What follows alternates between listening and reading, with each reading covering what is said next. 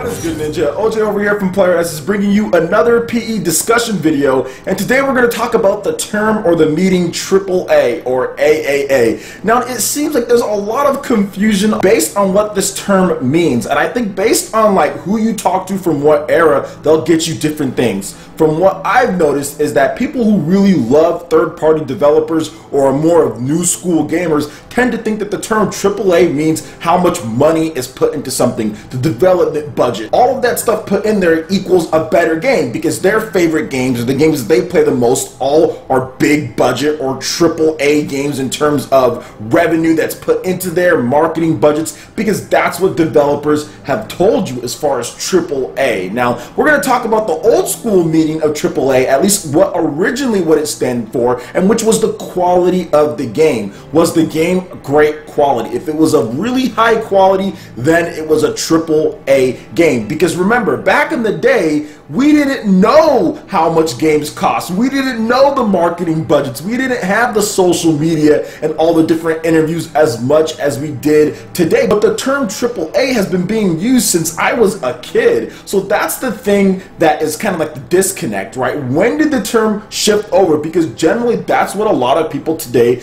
and even developers push as AAA. Budget, development, marketing, all of that. I remember people were saying, oh yeah, Mass Effect Andromeda, a AAA game, because they invested $40 million into it. But back in the day, you wouldn't have known if it was invested $40 million or $30 million and all of that. And on top of that, there's tons of problems with just saying money is the biggest factor anyway, because where is the cutoff line? When does a game based on money become a AAA title? Is it 15 million? Is it 17 million? Is it 20 million? How much is it before a game is considered to be AAA in terms of budget? And on top of that, if a developer spends all of their money on the marketing of the game, because many developers actually spend more on the marketing than the game itself, does that still mean the game is AAA?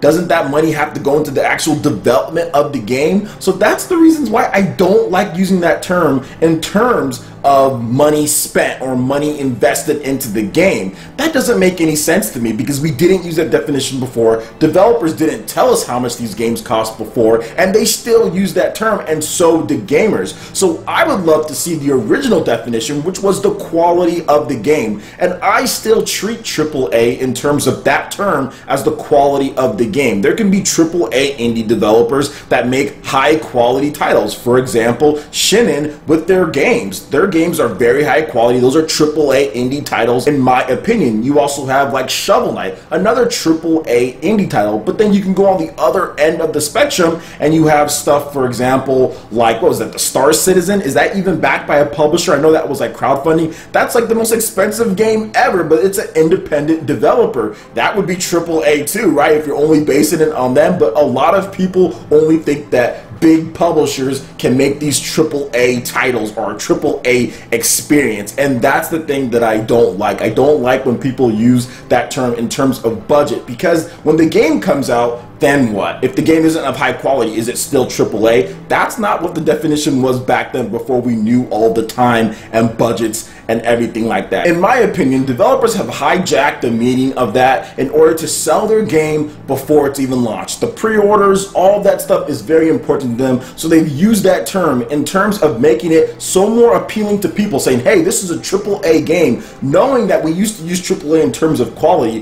They're using that beforehand, before the game's even launched, as far as the review scores or anything like that, in order to sell their pre-orders so people can say, hey, this is AAA, it's going to be a great game before the game is even released, so people just go out there, rush out there and buy it. I personally like to see the quality of the game beforehand, and then I can determine if it's going to be a AAA game or not based off of what gamers are saying out there, based on some of the scores, based on my own play. Then I can say, yo, this game is AAA. I think it has these qualities, and this is the reason why it's a high quality game. This is the reason why it's so good. Not, okay, well, we invested 45 million or 50 million into this game, so it's AAA out of nowhere. No, you could be wasting your money by investing all that, and it can still be a crappy game and not as good as another game that has less as far as the development budget, but is a better or higher quality game. Now on Twitter, I actually talked about this as far as that term, and I had one comment from a user. I'm not going to say his name because I don't know if he wants me to put his name out there because I think it's his real name,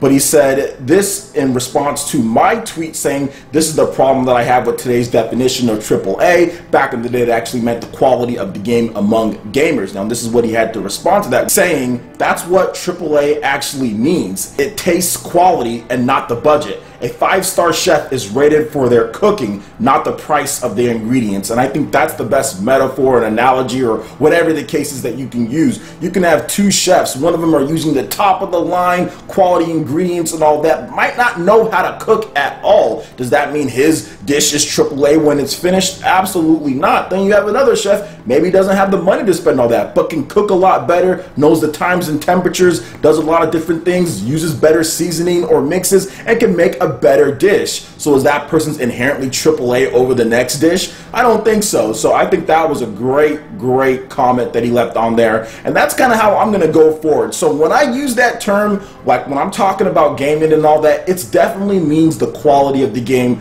not the budget, because half the time we don't even know the budgets of the game. And on top of that, like, what's the budget for Nintendo games? Are those AAA? How much did they spend on the original Splatoon? How much did they spend on ARMS? How much did they spend on any of these games that they released? I mean, we've literally not known the budget for any of Nintendo's games. So are they automatically thrown into AAA because they look a certain way? Well, they're kind of cartoony. They're not as graphically as intense or have as big as marketing budgets as some of the other games out there, for example, like Destiny. So is that just way more AAA than anything Nintendo's releasing? So that's the main reason why I just don't like to use that term in terms of budget or what developers say what it is, because like I said, I think they've hijacked the meeting in order to sell the pre-orders, in order to sell this false sense of quality before the game can be played, in order to jump up those day one sales, which, like I said, not a problem if you're going to do that, that's fine. But I think gamers, definitely today's gamers, are kind of wisening up to things, and I think a lot of developers do know that. So they lean on some of the other stuff, they lean on people talking about their game if it is a high quality title out there. So let me know what you guys think about the term. How do you guys use it? What do you think about my thoughts on it? I would love to hear you guys' thoughts in the comment section below. Alright Ninja, that wraps it up for this video here. Go ahead and check out the links in the description below. We've got Facebook, we've got Twitter. Go ahead and give us a like and a follow on all of our social networks. Really helps us spread the content of PlayerEssence across the interwebs in addition to YouTube.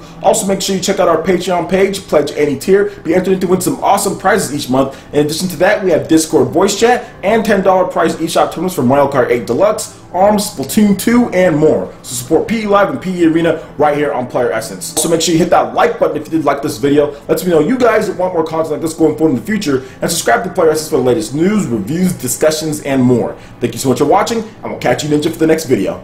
Peace!